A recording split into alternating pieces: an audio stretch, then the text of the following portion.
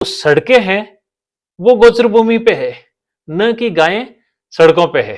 तो गायें तो अपनी पूर्वजों की जमीन पे है ही है, लेकिन हमने उसकी पूर्वजों की जमीन पे कब्जे कर लिए। नमस्कार, जय गौ माता मित्रों, राम राम। कैसे है? आशा करता हूँ सब ठीक होंगे। और मित्रों, एक जो समस्या हमारे सबके बीच में आज गायों को लेकर कॉमन है, और चूंकि मैं एक टूर गाइड हूँ, 2010 से काफ़ी लंबे समय से एक टूर गाइड का काम करता हूँ। तो जो मेरे क्लाइंट आते हैं तो उनका एक कॉमन सा क्वेश्चन होता है कि भाई, वो जैसे ही एयरपोर्ट के बाहर निकलते हैं, अलग अलग शहरों की यात्रा करते हैं मेरे साथ में, तो जहां भी मैं हिंदुस्तान के जिस क्षेत्र में भी गया, तो आप देखेंगे कि सड़क पे गायें आपको कूड़ा या कचरा खाती हुई मिल जाएगी। तो क्लाइंट का एक कॉमन क्वेश्चन होता है, उनकी एक जिज्ञासा रहती है कि भाई, आप भारत देश में आप हिंदू जो है मेजोरिटी में हो, और आप हिंदू गाय को माता मानते हो, और माता मानने की या वो अपनी भाषा में कहते हैं कि भाई होली काऊ है, पवित्र गाय है, आप गौ माता का दर्जा देते हो, और उसके बावजूद भी ये कचरा खाने के लिए बाध्य क्यों है और सड़क पर क्यों घूम रही है। तो उसको मैं कई अलग अलग अर्थों में मैं अपने हिसाब से एक्सप्लेन करता हूँ, अपने हिसाब से समझाता हूँ। तो मेनली मैं ये बताता हूँ कि भाई, सबसे बड़ा कारण तो यही है कि हम, अब देखो, अपन हम जिम्मेदारी से भाग नहीं सकते। सबसे बड़ा कारण है कि हमारे लालची प्रवृत्ति ने कहीं न कहीं हम दूध तो ले लेते हैं, दूध लेने के बाद में हम क्या है कि गायों को और नर बछड़ों को छोड़ देते हैं, उनकी जिम्मेदारी उठाना नहीं चाहते, और उस वजह से ये सबसे बड़ा कारण है। और दूसरा कहीं न कहीं मुझे लगता है कि भई, जो व्यवस्था हमारे अभी 1980-90 के दशक तक बनी हुई थी, यानी कि गाँवों में गोचर भूमि ज़्यादा थी, और गोचर भूमि पे अतिक्रमण नहीं हुए थे, लोगों ने कब्जे नहीं किए थे। उस वजह से क्या है कि शुरू से ही गाँवों में मैंने अपने बचपन से देखा है कि भई, गायों को सुबह दूध निकाल के बाहर निकाल देते थे। बाहर निकालने का मतलब, गाय खुद गोचर में जाती थी और चर के वो शाम को गोधूलि वेला के समय में वापिस आती थी। तो ये सिस्टम मतलब सैकड़ों सालों से, हज़ारों सालों से बना हुआ था, क्योंकि गोचर भूमि खूब होती थी, और उस वजह से कोई कभी समस्या नहीं आई। इवन गाँव में जो भूमिहीन परिवार होते थे, जिनके पास ज़्यादा ज़मीन नहीं होती थी खेती योग्य, उन लोगों को भी इतनी चिंता करने की आवश्यकता नहीं होती थी कि गोचर भूमि होती थी, तो वो भी 1-2 गाय रखते थे, तो उसके साथ में बछड़े भी चले जाते थे, और बछड़े भी बड़े होते थे। और फिर क्या होता है, गोचर भूमि में वो उस प्रकार से कहें तो सेटल हो जाते थे कि जैसे-जैसे वो बड़े होते थे, तो बछड़ों का, नर बछड़ों का स्वभाव से थोड़ा उद्दंडता रहती है, तो फिर वो गोचर भूमि में ही अपना जीवन यापन कर देते, आधी बार घर आते थे, नहीं आते थे, इस प्रकार से काम चल जाता था।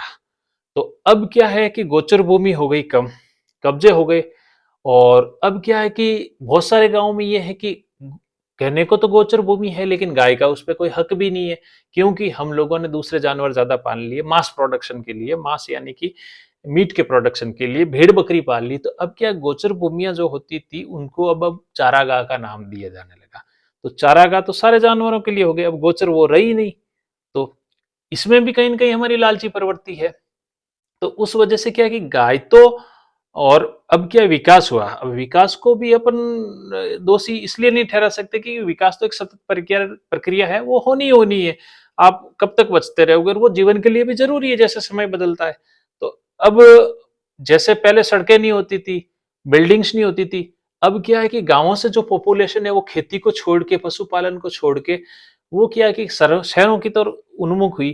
तो शहर बढ़ने लगे, तो जो शहर के आसपास की जो गोचर भूमियाँ होती थी पहले, वो क्या कि नगर पालिका, महानगर पालिकाओं में, नगर परिषद में आने लगी, और वहाँ पे कॉलोनियाँ कट गई। तो अब वो क्या कि मैं ये कहता हूँ कि भई, जो सड़कें हैं, वो गोचर भूमि पे है, न कि गायें सड़कों पे है।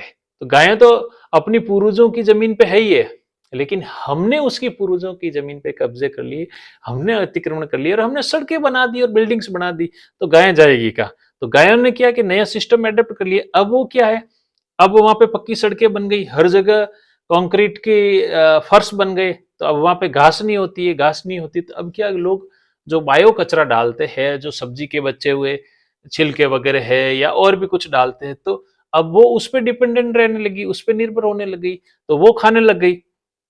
तो उस वजह से क्या है कि वो शहर में अपना जीवन यापन करने लग गई। और दूसरी बात ये है कि अब क्या है कि शहर की जो आप कहें कि व्यवस्था उस प्रकार से हो गई कि हम सब उपभोक्ता बढ़ गए, कंज्यूमर बढ़ गए। अब क्या शहर में आप चाहकर भी गाय नहीं रख पाते हो, लेकिन आपको दूध चाहिए, दही चाहिए, घी चाहिए, तो अब कहीं न कहीं से तो आएगा। तो अब क्या है कि लोगों को चाहिए, तो किसान ने किया क्या कि जो या गोपालक है, उन्होंने गायें तो रख ली, लेकिन अब वो नर बछड़ों की ज़िम्मेदारी उठाना नहीं चाहते, ना उनके पास उतनी भूमि का ऑप्शन है और ना वो उठा सकते। लेकिन अब वो क्या व्यवसाय के रूप में बदल गया। जो पारिवारिक गोपालन होता था, वो तो अब कहीं न कहीं पीछे छूट गया या दूर दराज के गांवों तक ही सीमित रह गया।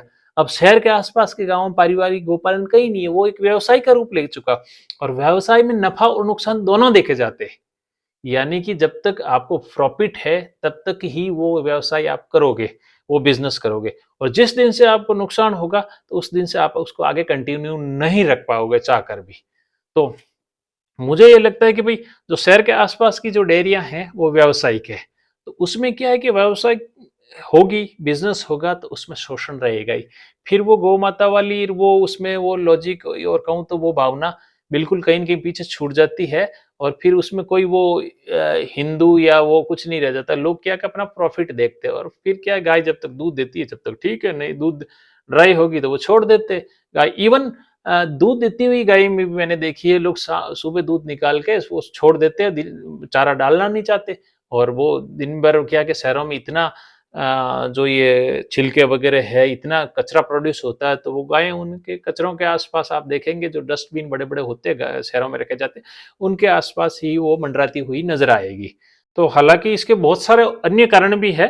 तो कहीं न कहीं मुझे लगता है मैं क्लाइंट को ये कहता हूँ कि भाई एक तो पहली बात तो हमें ये इस चीज से हम भाग नहीं सकते कि भाई हमें कहीं न कहीं लालची प्रवृत्ति बढ़ी है, और दूसरा कहीं है कि हम पारिवारिक गोपालन को हमने खत्म ही कर दिया है और गोचर भूमि बिल्कुल खत्म हो गई है। विकास होने की वजह से हम पारिवारिक गोपालन से दूर होते गए और उससे क्या है कि हम कहने को तो गौ माता कहते हैं, लेकिन व्यावहारिक रूप में हम गौ माता बिल्कुल ही उसको कंसिडर नहीं करते, बिल्कुल ही ट्रीट नहीं करते, और इसमें सच्चाई भी है।